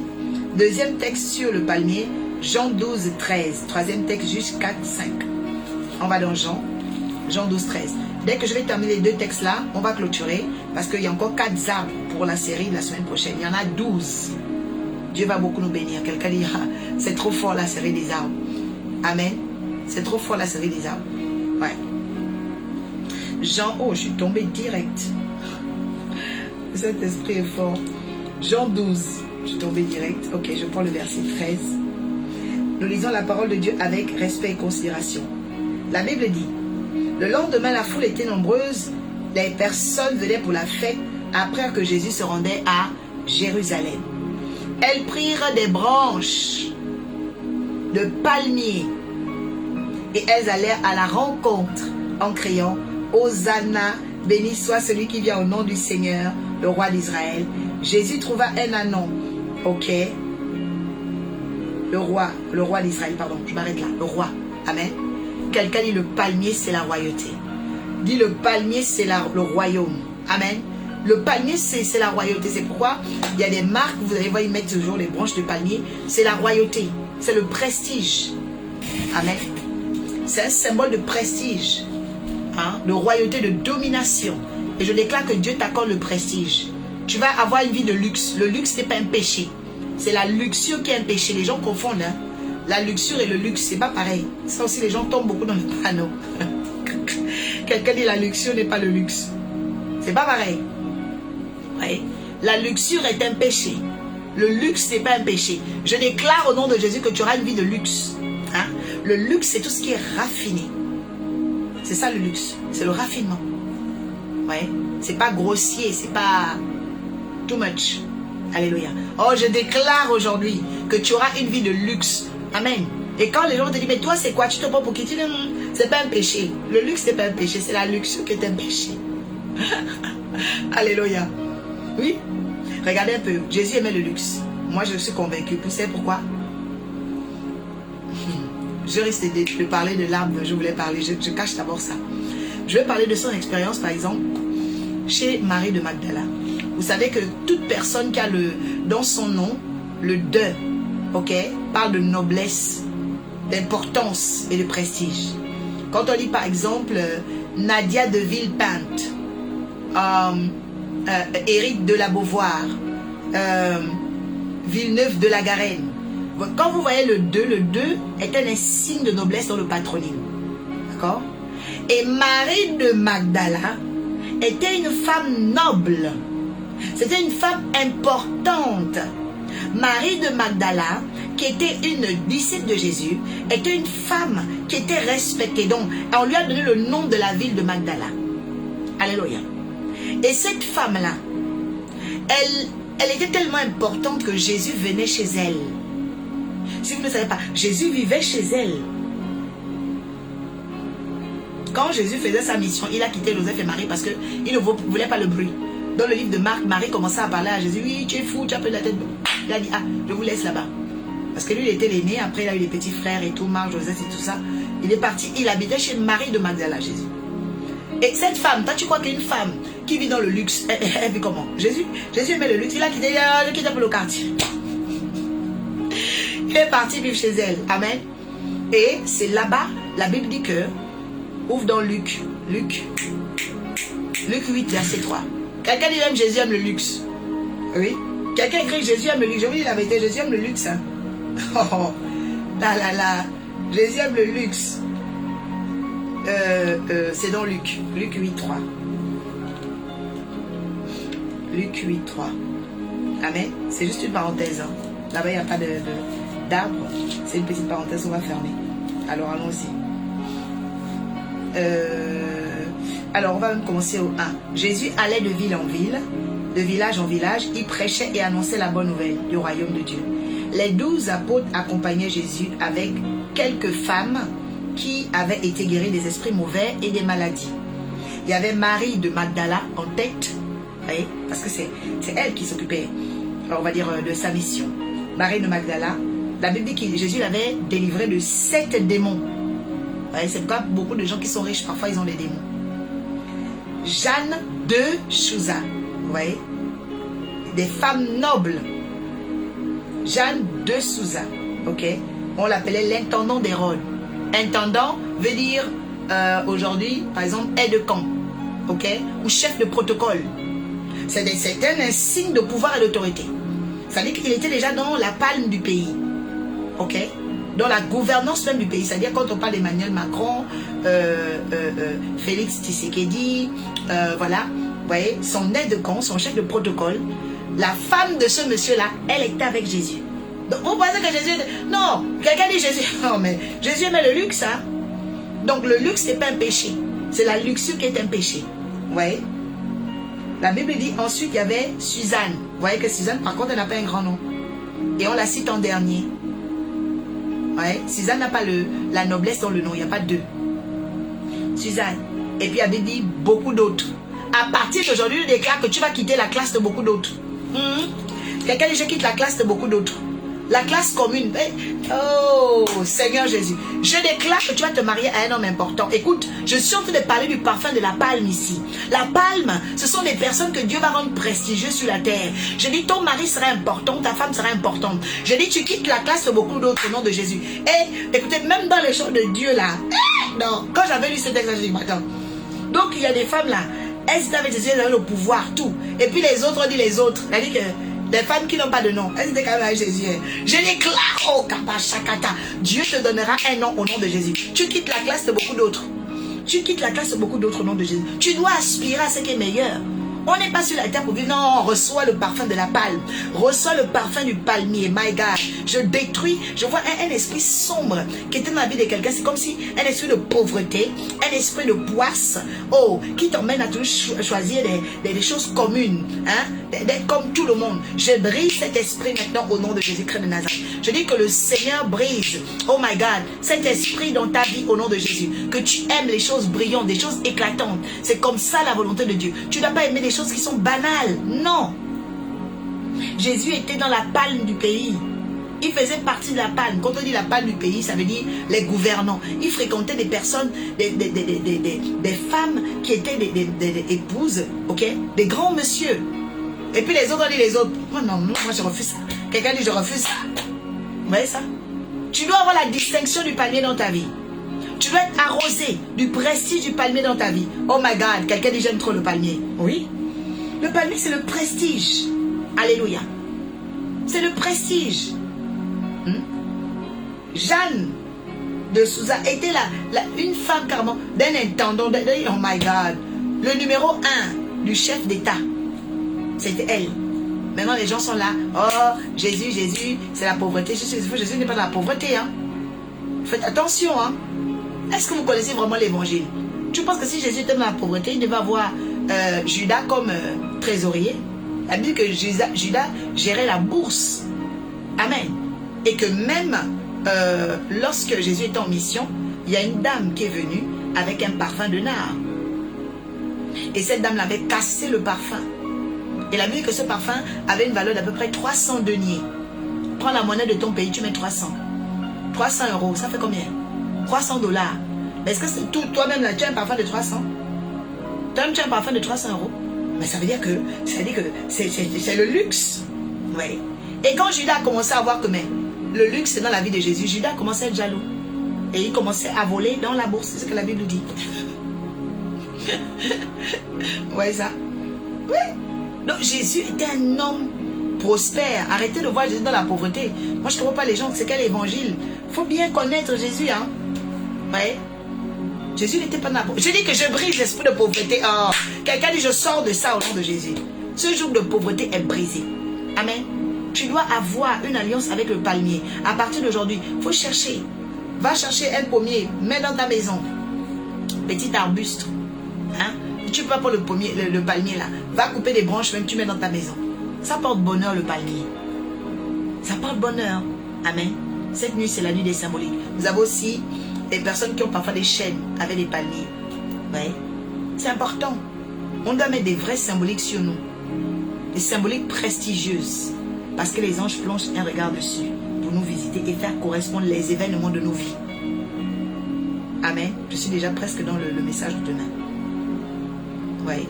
Il faut faire très attention aux choses que tu mets de façon symbolique sur toi. Parce que c'est une loi de correspondance que tu attires. Amen. Donc, si je ferme la parenthèse et on revient dans le livre de Jean 12. Amen. Est-ce que tu es heureux ce soir? Est-ce que tu es heureux de recevoir ce soir? Après, on va changer. Donc, Hosanna au plus haut des cieux. Elles ont fait quoi?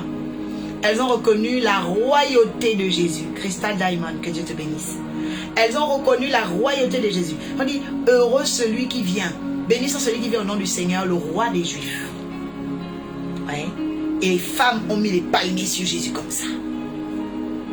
Elles ont mis des branches de palmiers. Amen. L'ovation.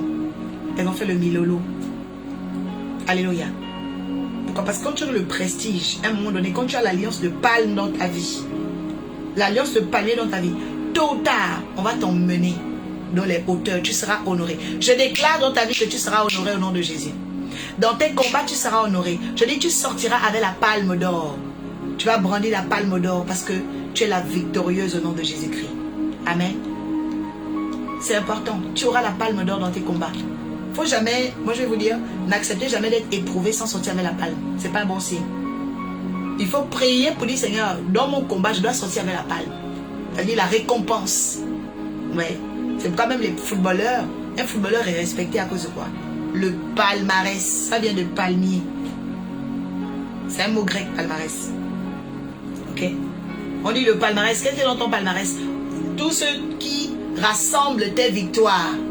Alléluia. Et je déclare à partir d'aujourd'hui que ton palmarès va grandir. Je dis, reçois la Pentecôte de ton palmarès ici. Amen. Dieu va rajouter des victoires, rajouter des témoignages à ta vie du ciné, reçoit. Dieu va rajouter des choses. J'entends fibrome. Je brise le fibrome qui est dans le corps d'une femme ici. Je détruis le fibrome qui est en toi. Il sèche. Cette tumeur sèche. Elle meurt. Elle quitte. Elle meurt. Elle quitte. Au nom de Jésus. Reçois la palme dans ta santé au nom de Jésus. Ah oui, il y a des choses très bizarres que l'ennemi parfois, vous savez, essaie de venir semer dans notre vie. Nous devons détruire ça. Amen. Waouh. 1h45. Dernier texte. Juge 4. Juge chapitre 4. Verset 5. On repart dans l'Ancien Testament. Natacha, je dis que Dieu te bénisse. Il y a beaucoup de nouvelles personnes. Je rappelle que demain à 13h, c'est le Pentecôte très fort. Ok, dimanche de Pentecôte, Pentecôte surnaturel. Vous qui êtes en Île-de-France, rejoignez-nous à 13h. Ok, 13h. c'est de 13h à 16h. Ok? Et on va tout faire pour commencer vraiment dans les temps parce que Pentecôte, le Saint-Esprit agit tellement. Les gens qui ne parlaient pas en langue vont recevoir le parler en langue. Les dons spirituels vont descendre. D'autres vont recevoir la prophétie, l'interprétation des langues, le discernement des esprits. En tout cas, quand c'est la Pentecôte, il faut savoir que ce sont des cultes où il ne faut pas être absent. Ouais. Parce que le culte de Pentecôte, c'est un culte en fait où on est on est rechargé en fait. Voilà. C'est comme le ciel revient pour nous recharger en force. Oh my God, j'entends méthode. Le ciel te redonne des méthodes de réussite. Mais ça, que Dieu te bénisse. On continue à partager ce live. Tu vas bénir quelqu'un. Plus tu partages, tu bénis quelqu'un. Oh la daronne, que Dieu te donne le palmier. Que tu sois une femme élevée. Que tu sois une femme respectée. Une femme prestigieuse. Une femme importante. Que Dieu mette sur ton nom les signes de la noblesse. Que tu ne sois pas comme les autres. Que tu sois différente au nom de Jésus. Je prophétise sur ta vie. Tes enfants ne seront pas comme les autres enfants. Ma chakara baba, reçois cette onction. Reçois cette onction. Non, tu ne seras pas comme les autres. La Bible dit que les autres, non, toi tu ne seras pas. Dieu met l'esprit de prestige sur toi au nom de Jésus. Si j'entends hôtel, il y a des gens ici qui doivent bâtir l'hôtel de prestige dans leur vie. Ah oui, ils doivent bâtir l'hôtel de prestige dans leur vie. On ne joue pas avec ça. Hein. Vous savez que Noé a parlé le jour où le mec a parlé quand Noé est né. Il dit, cet enfant-là, il est né, il va nous sortir de la peine, la honte et la désolation de la terre que Dieu a maudite. Donc, il a dédicacé l'enfant. Parfois, il y a des saisons de ta vie, tu dois dédicacer quelque chose. Tu dis, Seigneur, je vais dédicacer ma carrière, voici mon sacrifice. Je fais ce sacrifice pour que moi et mes enfants, ma descendance, on vive toujours sur la terre dans le prestige et le luxe. Oui, très important. Oh, il faut apprendre à faire des alliances, hein. Faut apprendre à faire des alliances. Ton enfant arrive quelque part, même si tu n'es pas là, même s'il est à l'étranger, même s'il est aux États-Unis, il va toujours être dans les grands milieux. Oui, c'est très important. Mais il y a des gens comme ça qui ne font pas des alliances. Tu laisses ton enfant dans la nature. Voilà. Au lieu de... Oh my God, je déclare l'alliance de palmier sur ta vie au nom de Jésus. L'alliance de palmier, c'est quelqu'un qui doit toujours dans les hauteurs. Tu ne peux pas la rabaisser dans les choses bizarres. Non. La personne est toujours dans un diapason puissant. Pourquoi? Parce que tu carbures à la dimension de ton esprit. Tu carbures à la dimension de ton étoile. N'acceptez pas ce qui n'est pas à vous. Hein. Quelqu'un dit, je refuse la place qui n'est pas à moi. Hein. La place commune là. Non. Tu dois avoir une place identifiée, marketée, t'achetée avec ton nom. Ça, la loi de la balle. Alors on y va et on clôture avec Juge 4, 5. Juge chapitre 4, verset 5. Hein? Le livre des Juges, c'est l'Ancien Testament. Oh Yahweh, tu es bon. Refusez la place qui n'est pas la vôtre. La Bible dit quoi? La prophétesse Déborah siégeait sous le palmier de Déborah. Oh, c'est trop fort. Écoutez, la prophétesse Déborah, elle siégeait sous le palmier de Déborah. C'est-à-dire que elle a créé, elle a donné un palmier son nom. Le palmier de Déborah. Je veux dire à quelqu'un, quand tu veux la palme dans ta vie, crée quelque chose qui portera ton nom. Je vais juste te donner ce secret-là. Crée quelque chose qui portera ton nom. Crée des bracelets qui portent ton nom. Crée des cartes de visite qui portent ton nom. Oh, adoratrice Olivia, que Dieu te fasse régner au nom de Jésus. Le diadème à plume. Amen. Oui. Oh, my God. Quand tu veux que Dieu te donne ça, tu bâtis d'abord ton alliance de palmier. Tu déclares, maintenant que Dieu m'inspire, Dieu va t'inspirer. Tu vas créer quelque chose avec ton nom. C'est très important. Tu peux créer un studio photo avec ton nom. Studio musique avec ton nom. Créer une page de recettes de cuisine. Toi qui aimes la cuisine là, crée ton TikTok avec ton nom. Quand la dernière fois j'ai vu une de mes filles, elle a créé des trucs de gâteau. Après elle va faire un sobriquet. Mais on ne sait pas que c'est toi. Mets ton nom. Oh. Alléluia. Tu dois mettre ton nom. Tu dois mettre ton nom. Tu allais acheter les amis, même si c'est en Turquie, en Chine. Tu mets ton nom avec tes étiquettes et tu revends. Oui. Mets ton nom. Tu veux vendre les sacs. Va chercher les sacs de supermarché, tu mets ton nom. On va commencer, oh, les sacs Céline, les sacs Céline. C'est Céline elle-même là. Elle a dit, on va porter mon nom.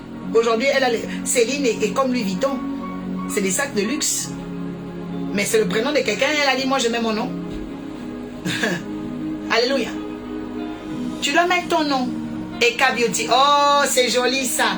Que Dieu bénisse Eka Beauty. Je vais te bénir. Le Seigneur me dit que je dois prier pour les entrepreneurs. Qui est entrepreneur ici? Je dois prier pour les entrepreneurs ou tous ceux qui ont des projets d'entreprise. Tout de suite, je vais prier pour vous. Là, l'Esprit de Dieu cible les entrepreneurs. Je vais commencer. Déborah était sous le sang. Ce passage-là me donne un éclat de joie en fait. Déborah, c'est une prophétesse dangereuse. Alléluia.